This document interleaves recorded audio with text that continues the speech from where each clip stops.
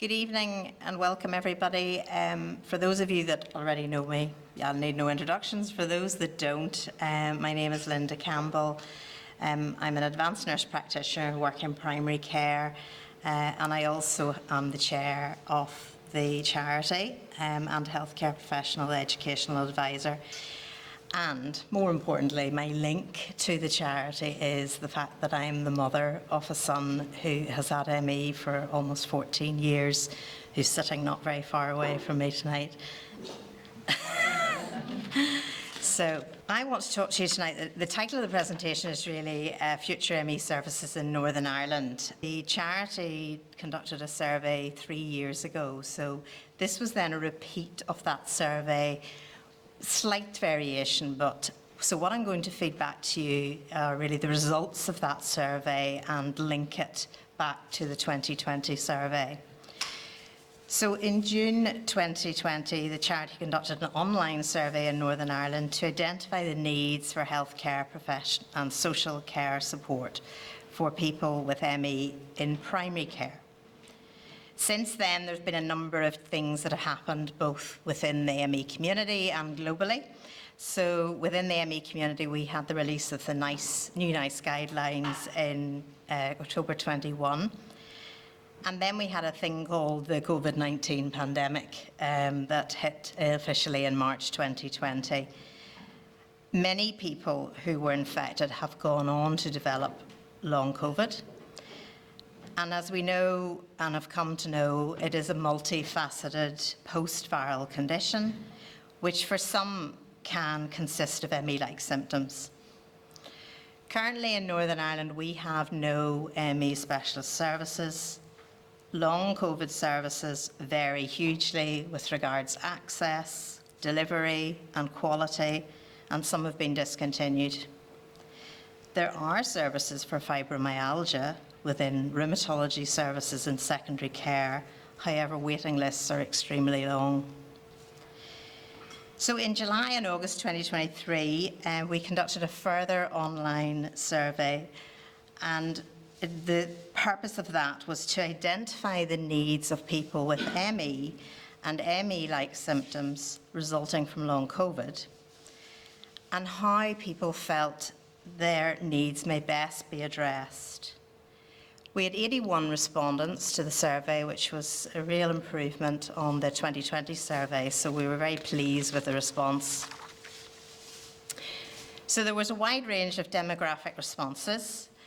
In relation to gender, most were female. We had 5 times as many women as men responded. And the figures from the UK Biobank suggest that the national ratio of women to men who have ME is 2.4 to 1. And the respondents of the Decode ME survey so far were 83.5% women, close to our 83.95%, which we've rounded to 84%. And for those of you who are not familiar with the Decode ME survey, it's the largest ever DNA study of ME CFS conducted in the UK for those aged 16 and over.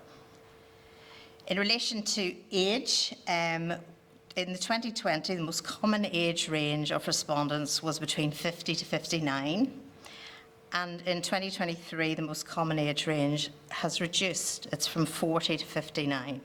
Does this younger age range reflect those perhaps responding who have long COVID or ME symptoms similar as resulting from long COVID? And interestingly, the Office of National Statistics in May 23 said that those most likely to report long COVID were aged between 40 to 59. So we looked at age range and we compared the average numbers of years of having ME. The older respondents on average had ME longer, and we also found that women on average had ME longer than men, so 12.8 years for women and 9.8 years for men, and this is in line with the results so far from the Decode ME survey. We wanted to look at the ME severity. So in 2020, we used a scale called the Dr. David Bell's Disability Scale, which had 10 points on the scale, the 10th point being the severe symptoms at rest. It was quite a cumbersome scale, and we really didn't want to use it again. But in 2023, we had the ability to use the definitions of severity as per NICE guidelines. So there are 4 levels of severity. And when we compared the 2 scales, we saw that point 10 and points 3 and 4 of the NICE were comparable. So therefore, we were able to look at those 2 figures. So in 2020, there were 13% of people had severe or very severe symptoms. 2023, there's a total of 23% that have severe or very severe. So that's an increase, and that reflects the global reports of 25%. We looked at age range and compared it to severity. And just a point of note from this graph and going forward, what we show is the percentage of each subgroup which selected each option. So in other words, not a percentage of the overall total. So for example, 100% of the 70-plus-year-olds responded that they had moderate symptoms. And 2 other points of note is that the 15 to 16-year-old age group and the 70-pluses, we couldn't really draw any significant conclusions from those 2 age ranges because there were too few had responded. So only 2 people, 15 to 16, and there were only 4 people in 70-plus. But the other responses, there were only those aged between 30 to 59 reported mild symptoms in red, and those between 30 to 39 had the most severe symptoms, those in orange. Then we wanted to look at the average, the mean number of symptoms compared with severity. And those most severely affected reported more symptoms in line with previous research. We also looked at the mean number of symptoms compared to gender, and women reported having more symptoms, and that's in line with Decode ME survey. In our results specifically, we noted that 38.5% of men responded that they reported severe or very severe symptoms, whereas for women it was 25%. Now, 25% is the average proportion of people with ME who are severely or very severely affected. But it would appear that our results were slightly skewed in favour of men, and we realised that we actually had just too few men that had responded, so that's probably why. We discovered 2 unique findings in this study, and that we didn't find in any other studies or research we looked at. And that was that there was a correlation between increased age and increased duration of ME, and a correlation between increased severity and increased duration of ME. So in layman's terms, the older a person is, or the more severe a person's symptoms are, the longer they are likely to have had ME. So we asked people for their preferences of what healthcare professional they would want to see at a follow-up review. And there was an overwhelming preference for an ME consultant in the pink, if we had one in Northern Ireland. For mild and moderate respondents, they preferred to see OTs in yellow and physios in red. And that was more than those with other severities. And that was quite similar to initial consultations. It would have been the same choices people would have made. We looked at the preference for the format of the consultation that people would like compared with their severity. And our analysis revealed that all very severe respondents preferred home visits, and the preference to be seen by video, the blue circle, and at home increased with severity, whereas the preference to be seen face-to-face decreased with severity. Now, that's a subtle change from the 2020 survey, possibly reflecting the influence of the pandemic and people's less desire to want to be actually seen face-to-face. But there still is that desire there to be seen.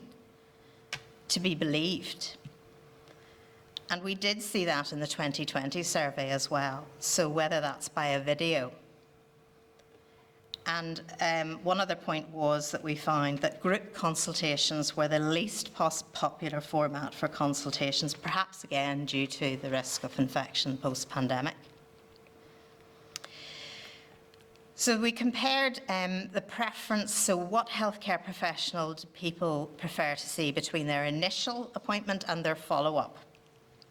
And again, there was an overwhelming preference, not surprisingly, for a specialist ME consultant for follow-up and reviews. That's the blue follow-up. And that would not really be, well, it's not available at all, but I mean, it wouldn't be available in primary care. You would have to go see a GP to be referred to a specialist. So this was only kind of available in secondary care.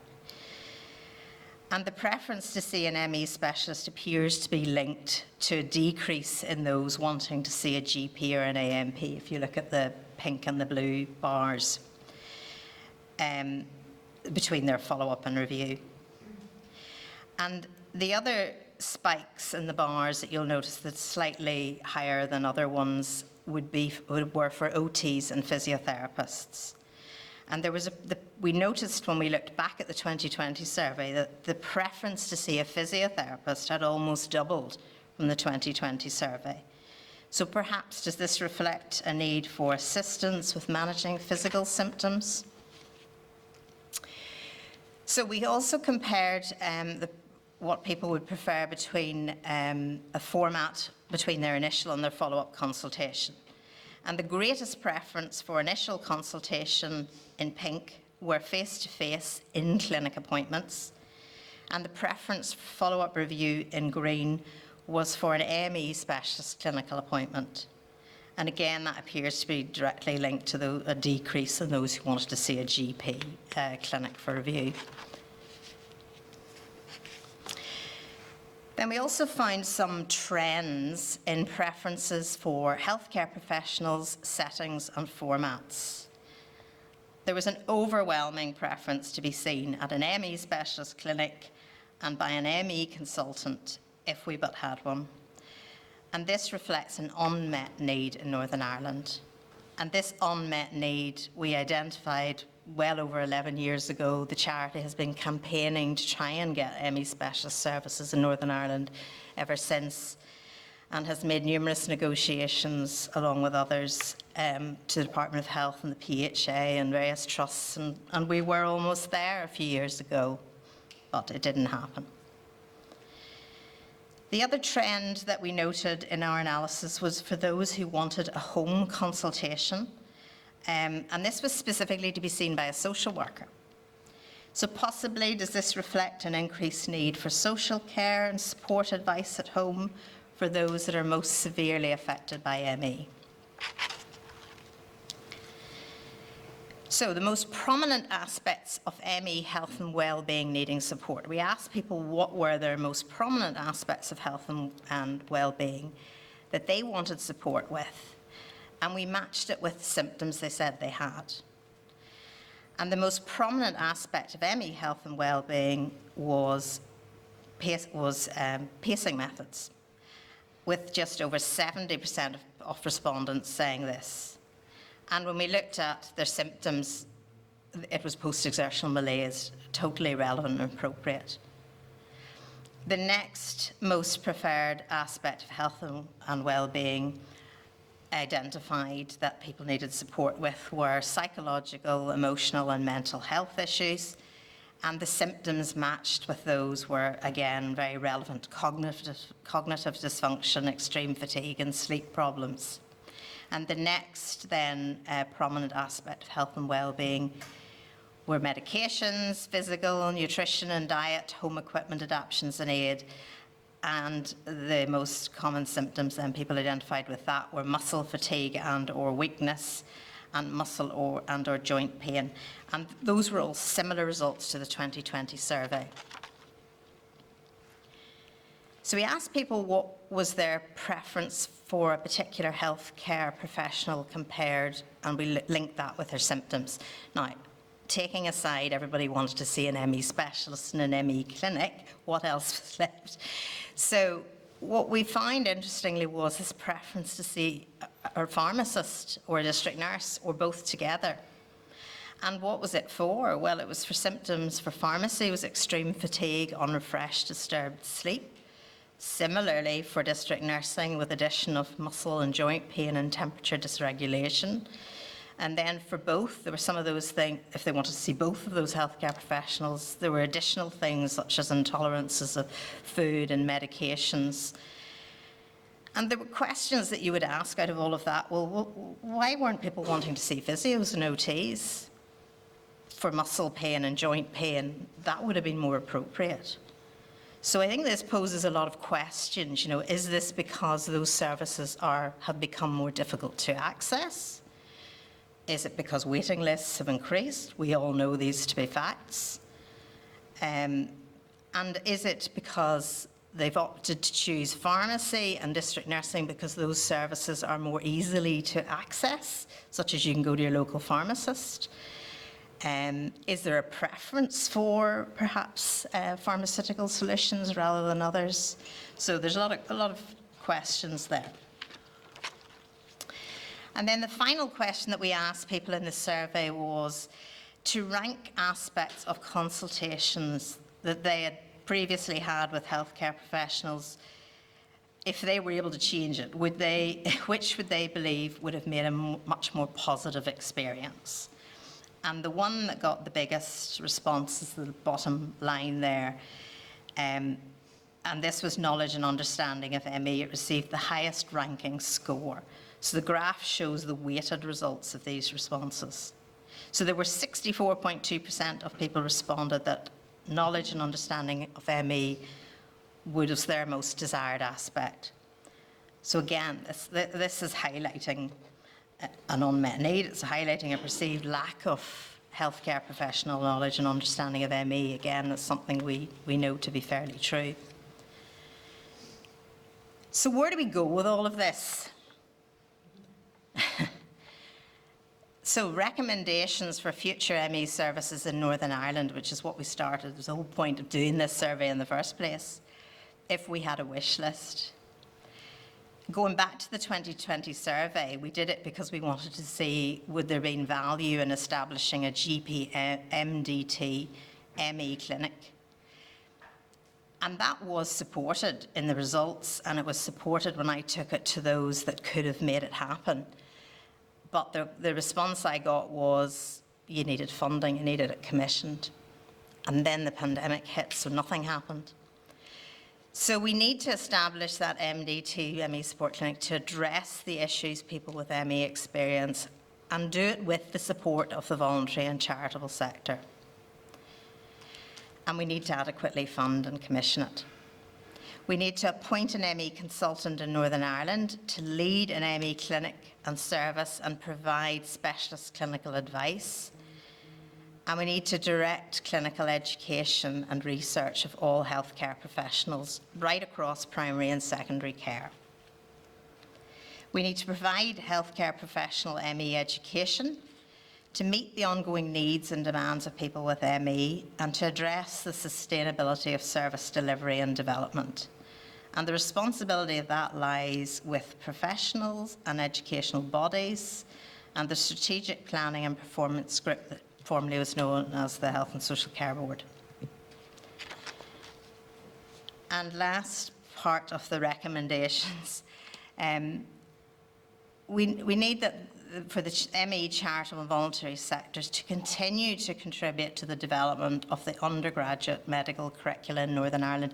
For those of you that attended either at the time or after the event, the ME conference in May, you will know that we had two very welcome speakers, Professor Louise de Brasse and Professor, I'm going to forget his name, from Neil Kennedy, one from UU, one from Queen's, and they were talking about how they were incorporating ME education into their new medical curricula, which was an amazing step forward for Northern Ireland, for us as a small charity to have had that influence. But we need to continue that. And we need Northern Ireland's universities to include ME in all their healthcare professional undergraduate and postgraduate education curricula. And we need the ME CFS NICE Guideline 2021 to be accepted and implemented by healthcare professionals and their professional and educational bodies. All of this is required to make a difference to and to improve the lives of people with ME in Northern Ireland. And finally, just a thank you. A thank you to all of those with ME and ME-like symptoms resulting from long COVID who took the time to complete this important survey in Northern Ireland. Without that input, we couldn't have done this. And we hope to utilise this information going forward to take it to the PHA, to take it to the Department of Health, and to get those people to listen and to try and improve services. And one final thank you is to my son, David, who he and I sat up so many small hours doing the statistics, getting this analysis together, and without his support, I couldn't have done this, so thank you.